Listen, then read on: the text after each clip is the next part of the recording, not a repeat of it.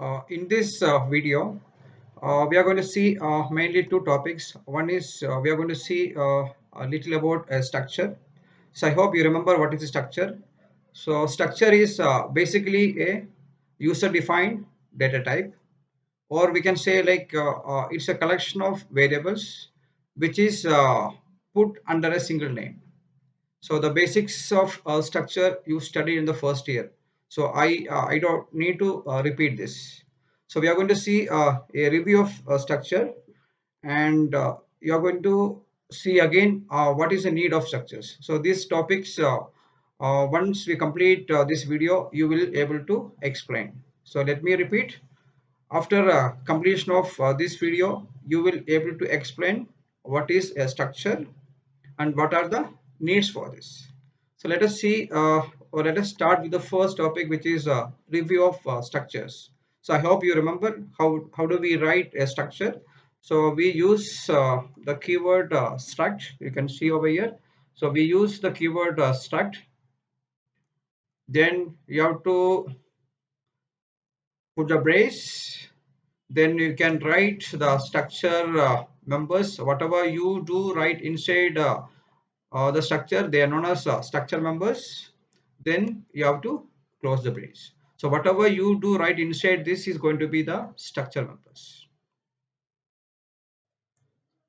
So let me repeat. Structure is a programming construct that is in C as well as in C++. So which allows us to put together variables that should be together. That is another definition for structure. Okay, so let me repeat. Every structure starts with the keyword struct. After this, you have to give the structure name, and whatever you do or you write inside these two braces, we call it as structure members. So let us see an example for this. Here we named it as person is a structure name, and struct is a keyword where you can find three members. The first member is name, and it's of type character.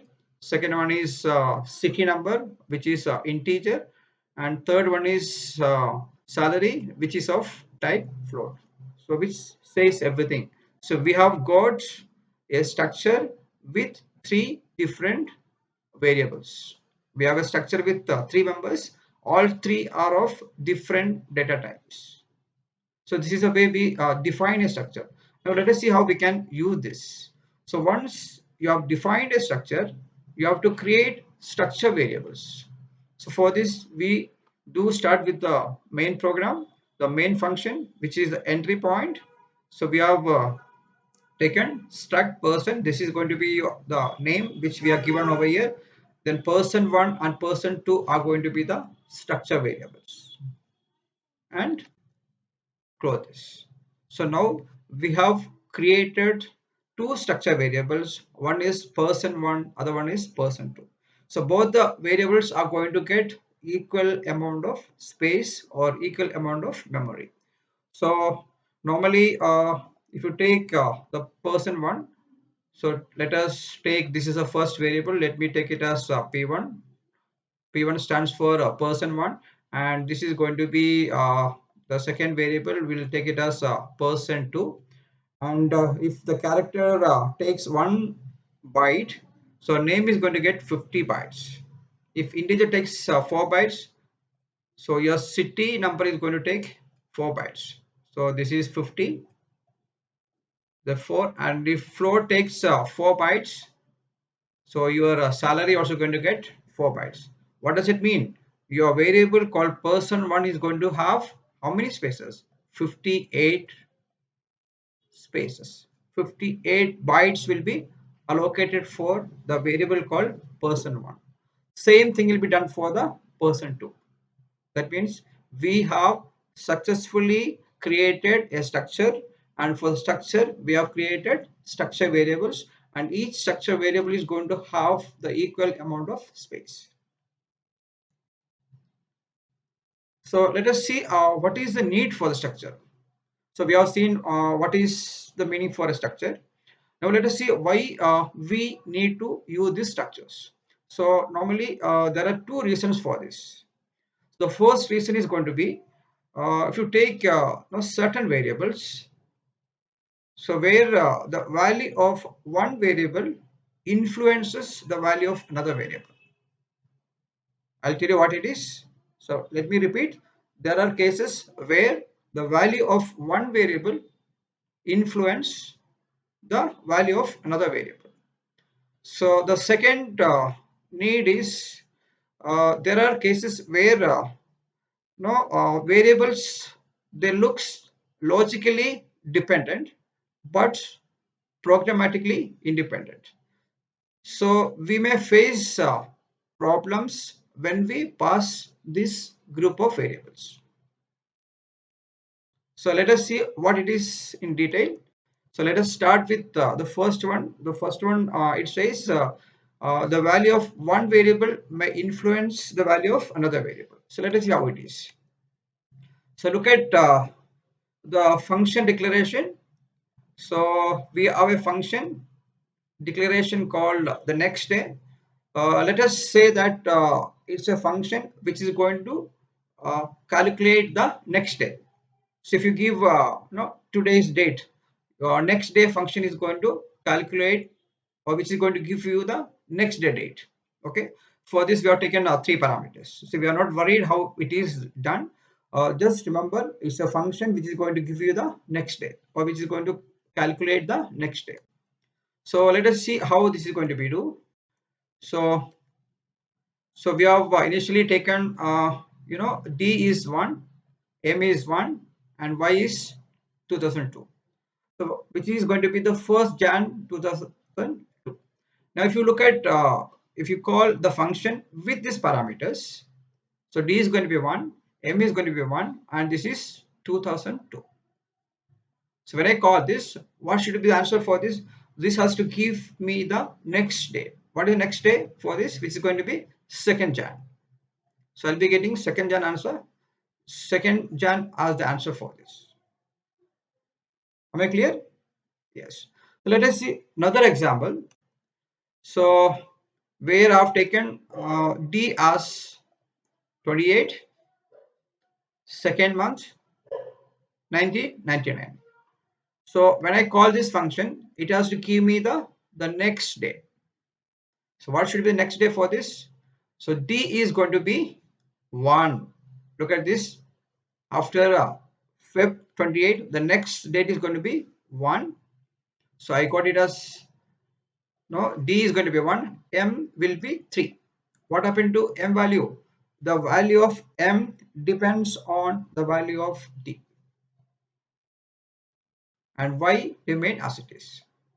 Let us see another example. So let us take D is 31, M is 12, and Y is 1999. So which is nothing but 31st December 1999. So if I call this function, I should get the next day as 1st Jan 2000. So what happened to D? D became 1, M became again 1, and this became 2000. So what happened? The value of M months depends on value of D. What happened to the year? The value of year depends on the value of months. So this is what the heading says. There are cases where the value of one variable or the value of some variable depends on some other variable. So this is what the first use of structure. So what happened is there is no language construct that actually places these variables in a single group. What is the solution? The solution is going to be structure. So let us see the second need for a structure. So it says we face problem in passing group of variables, and these variables are logically dependent and programmatically. Let us see how our structure can solve this. So before that, let us see an example for this. So if you look at the screen where you can find, we have taken D is 28, M is 2, and year is 1999. And have taken another variable D2, which is 19, M2 is 3, and Y2 is 1999. Now, uh, if I call next day, which D1, M1, Y1, so which is going to give me the next day. So what is next day for this 28th February, which is going to be 1st of March. There is no issue, everything is fine with this. Now look at the second one. So where I passed three parameters again, D1, M2 and Y2. So what happened? Instead of passing the variable D2, I pass D1. So what I've done, I was supposed to find the next day for 19th March 1999. Instead of that, what I passed, I just passed D1, which is 28. Rest everything is same. This is going to be March and 1999. So what did I do? I passed incorrect set of data. So I have faced a problem in passing a variables which is logically dependent, but programmatically they are independent. So let us see how a structure can do it. A structure can solve this. So what I've done is I've taken a structure where uh, you know I've created a structure variable d1. Then I've taken d1.31. Already I've seen how to create structure date, and how using this structure variables I've initialized d1.d is equal to 31, m is 12, and y is 2003. So to find the next day, what did I do? I'll just pass this structure variable, which will give me the next date. I need not to pass the set of variables. I'm just passing the structure variable. See, there is no worry. There is no way we commit mistakes. Your structure is going to solve everything.